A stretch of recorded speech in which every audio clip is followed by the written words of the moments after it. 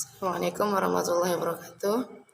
Kami dari kelompok PL2 Prodi Pendidikan Matematika Universitas Nahdlatul Ulama akan mempresentasikan hasil laporan kegiatan PPL2 di SMP Darut Dakwah Punggur Kecil. Baiklah, sebelum memulai presentasi, saya akan memperkenalkan diri saya dan rekan kelompok saya. Nama saya Sri Mulyani sebagai moderator dengan NIM D0219020.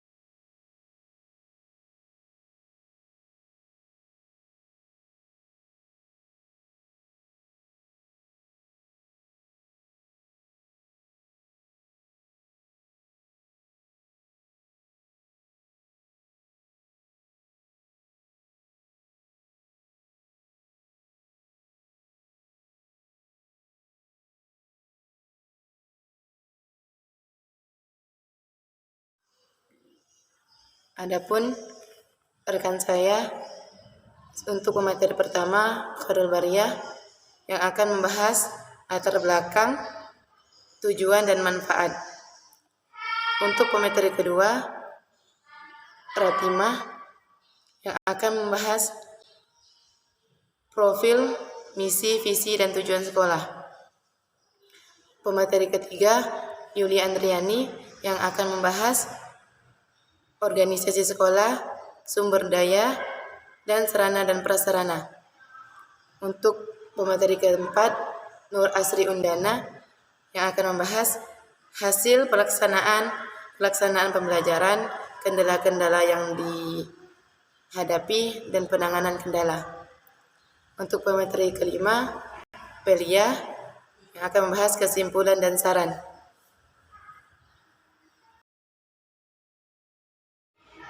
Assalamualaikum warahmatullahi wabarakatuh. Perkenalkan, nama saya Khairul Bariyah dengan nomor NIM D0219014. Baiklah, di sini saya akan menjelaskan laporan praktik pengalaman lapangan PPL2 Sekolah Menengah Pertama Darut Dakwah Punggur Kecil, yang mana sekolah merupakan salah satu pendidikan formal yang diselenggarakan guna mencetak sumber daya yang berkualitas. Karena pendidikan yang baik adalah pendidikan yang memperhatikan proses secara sungguh-sungguh. Praktek pengalaman lapangan PPL2 merupakan mata kuliah wajib oleh mahasiswa FKIP Universitas Nahdlatul Ulama program praktik lapangan PPL2 sebagai salah satu syarat kelulusan mahasiswa di perguruan tinggi, termasuk juga FKIP Universitas Nahdlatul Ulama Kalimantan Barat.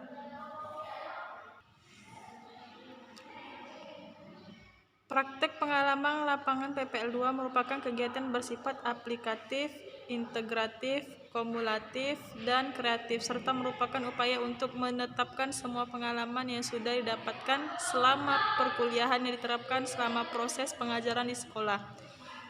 PPL2 ini juga merupakan program yang mengharapkan mahasiswa memiliki pengetahuan, keterampilan, nilai, sikap, serta tingkah laku yang sesuai dengan profesinya. Pada PPL2, mahasiswa harus melaksanakan praktik mengajar pada sekolah tertentu. Kegiatan ini berdasarkan koordinasi pelaksanaan antara mahasiswa sebagai calon pendidik, dosen pembimbing, kepala sekolah, dan pihak sekolah yang terkait dalam pelaksanaan PPL2 yang dilaksanakan selama 3 bulan, yaitu dimulai dari tanggal 29 Agustus sampai 28 November 2022. Selanjutnya yaitu tujuan PPL, yaitu membimbing mahasiswa untuk membentuk pribadi yang memiliki pengetahuan, keterampilan, dan sikap yang diperlukan dalam pembentukan profesi sebagai seorang pendidik. 2. Melatih dan meningkatkan kompetensi keguruan mahasiswa agar dapat terampil dalam melaksanakan tugas kependidikan yang bersifat edukatif, administratif, maupun layanan bimbingan keagamaan dan kesiswaan. 3. memberikan pengalaman kepada mahasiswa untuk dapat memahami keberadaan lembaga pendidikan dengan segala permasalahannya, baik yang berhubungan dengan proses pembelajaran maupun pengelolaan sekolah secara umum. Selanjutnya yaitu manfaat TPL. Adapun manfaat TPL bagi mahasiswa: 1. Memperdalam pemahaman mahasiswa tentang proses pendidikan di sekolah dengan segala permasalahannya. 2. Memberikan pengalaman lapangan kepada mahasiswa tentang proses pembelajaran dan kegiatan administrasi sekolah. Bagi sekolah, manfaat TPL antara lain: 1. Memperoleh kesempatan untuk berperan serta menyiapkan dan membentuk calon tenaga kependidikan yang kompeten. 2. Memperoleh bantuan tenaga, ilmu, dan pemikiran untuk pengembangan sekolah. Adapun manfaat PPL bagi perguruan tinggi antara lain: 1. Memperoleh umpan balik dari pengalaman mahasiswa praktikan terhadap perkembangan pendidikan di lapangan dan pengembangan program akademik latihan.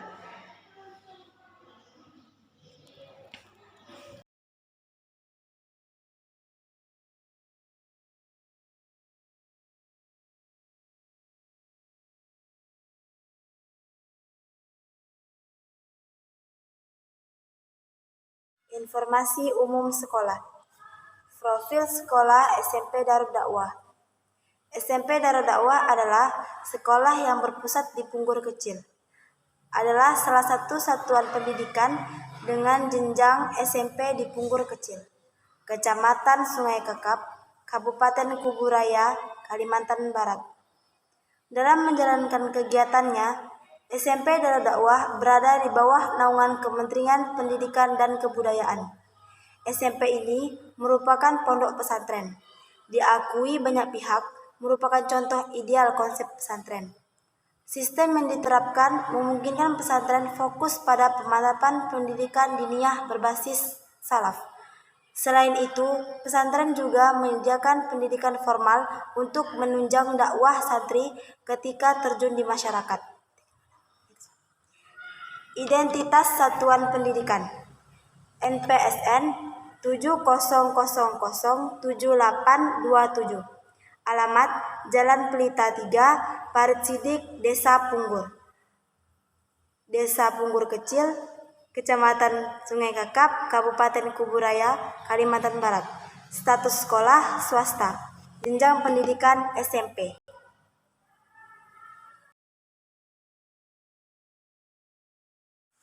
Visi sekolah: menjadikan SMP Darud Dakwah sebagai lembaga pendidikan menengah yang unggul dan terkemuka dalam pembinaan keimanan keislaman. Misi sekolah: melaksanakan proses pembelajaran secara efektif, mengintegrasikan nilai-nilai agama dan moral dalam setiap proses pembelajaran, mengintegrasikan bimbingan dan penyuluhan, membina dan mengembangkan keterampilan bahasa Inggris dan Arab, membina dan mengembangkan seni budaya Islam, mewujudkan siswa taat beribadah, menanamkan kebiasaan berperilaku sopan santun, meningkatkan semangat kreatif dan inovatif proses pembelajaran guru sesuai dalam kondisi khusus. Tahun 2020.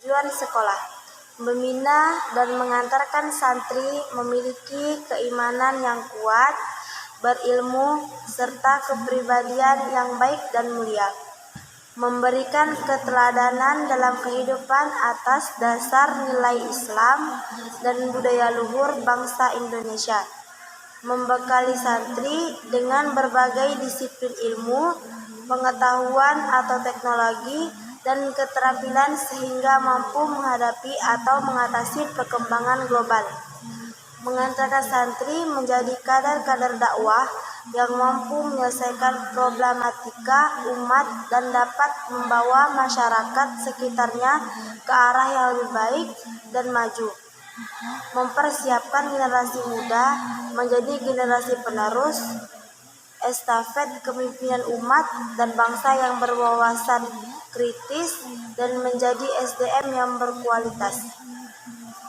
Tujuan dari segala tujuan adalah semata-mata melaksanakan perintah Allah SWT dengan senantiasa mengharap hidayah dan ridhonya.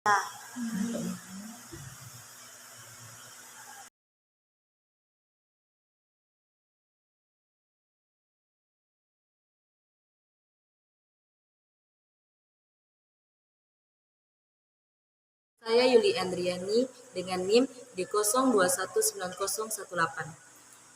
Sumber daya manusia, tenaga kependidikan, yaitu meliputi kepala sekolah, komite sekolah, wakil kepala sekolah kurikulum, wakil kepala sekolah humas, wakil kepala sekolah umum, wakil kepala sekolah kesiswaan, guru mata pelajaran, wali kelas, bimbingan dan konseling, bagian perpustakaan, bagian laboratorium, dan tata usaha. Adapun tenaga pendidik, yaitu tenaga pendidik atau guru yang mengajar berjumlah 12 orang, dan peserta didik kelas 7 berjumlah 22 orang, dan kelas 8 berjumlah 23 orang, dan kelas 9 berjumlah 20 orang. Sarana dan prasarana, yaitu gedung sekolah, perpustakaan, laboratorium bahasa, dan laboratorium komputer.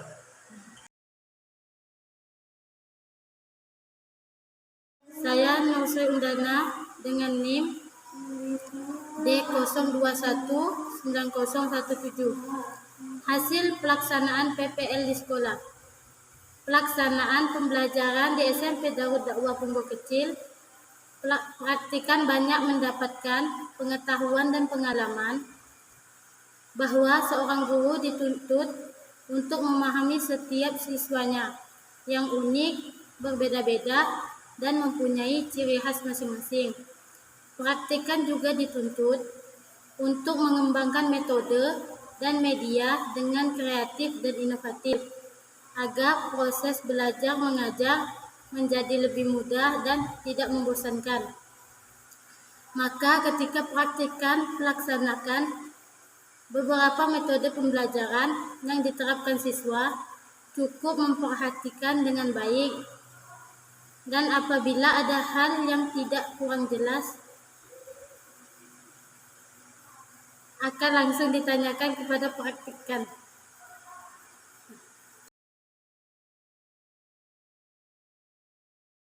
Kegiatan PPL 2. Pelaksanaan pembelajaran di SMP Darud Dakwah Punggung dilakukan pada Selasa hingga hari Kamis setiap minggunya.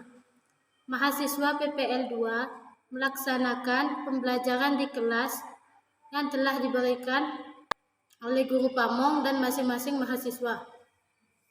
Aktivitas non mengajar selama PPL 2: mengawas di saat upacara, mengawas di saat siswa olahraga, menggantikan guru pamong yang tidak hadir, mengikuti pembacaan surah Yasin pada sore Kamis, mengikuti pembacaan Maulid pada malam Jumat, mengikuti acara-acara resmi Islam.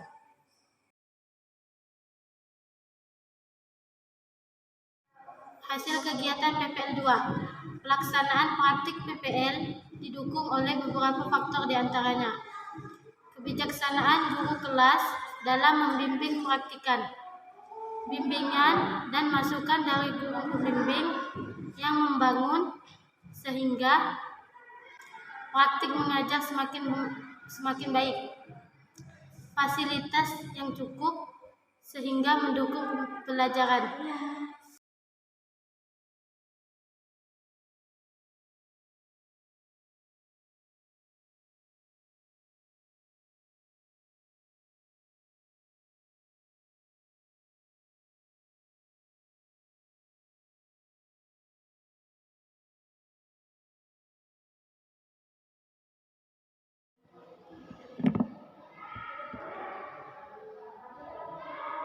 Hasil kegiatan PPL 2. Kendala-kendala yang dihadapi.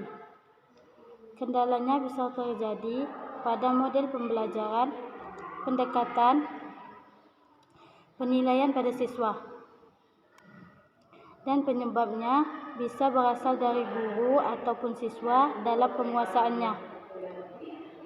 Kelas yang berdampak tidak terkontrolnya suasana kelas sehingga menyebabkan kondisi kelas tidak kondusif. Penanganan kendala yang terjadi. Untuk menangani kendala yang terjadi di dalam pembelajaran, kami sebagai guru PPL melakukan beberapa upaya untuk mengatasi kendala yang kami hadapi, berupa diskusi dengan kawan sejawat, berkonsultasi dengan guru pamong, berkonsultasi dengan dosen, pembimbing, serta mencari referensi dan relevan. Baiklah, dengan saya Pelia dengan NIM D02190012 akan membahas tentang kesimpulan dan saran. Adapun kesimpulan PPL kami memberikan bekal pengalaman kepada mahasiswa, meningkatkan kemampuan mahasiswa untuk menerapkan ilmu, pengetahuan, dan keterampilan. PPL menjadikan mahasiswa lebih mengetahui kedudukan, fungsi, peran, dan tanggung jawab sekolah secara nyata. Mahasiswa sebagai calon tenaga kependidikan dan hambatan yang ada di dalam kelas saat KBM berlangsung, biasanya terkait pemahaman siswa yang beragam, minat biaya siswa yang menurun, sikap siswa yang kurang mendukung jalannya KBM, karena itu mahasiswa kesulitan dalam mengkondisikan kelas yang gaduh.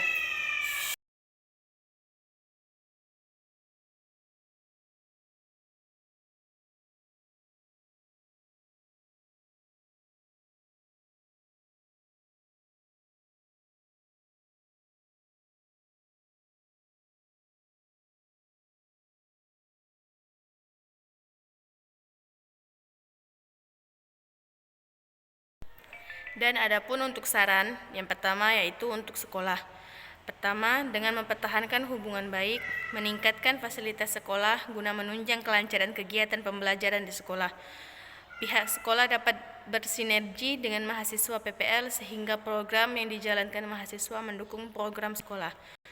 Menindaklanjuti program kerja yang telah dilaksanakan oleh mahasiswa yang sekiranya dapat bermanfaat bagi sekolah. Adapun untuk universitas, perlu adanya peningkatan koordinasi antara UPPL, dosen pembimbing, dan sekolah tempat mahasiswa PPL melakukan praktik mengajar. Bimbingan dan dukungan moral dari dosen pembimbing tetap dipertahankan.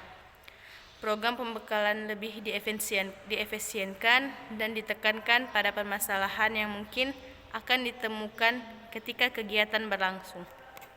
Meningkatkan koordinasi satu sama lain, memfasilitasikan mahasiswa yang bertanya dengan baik, serta meningkatkan hubungan baik antara sekolah sebagai lokasi PPL.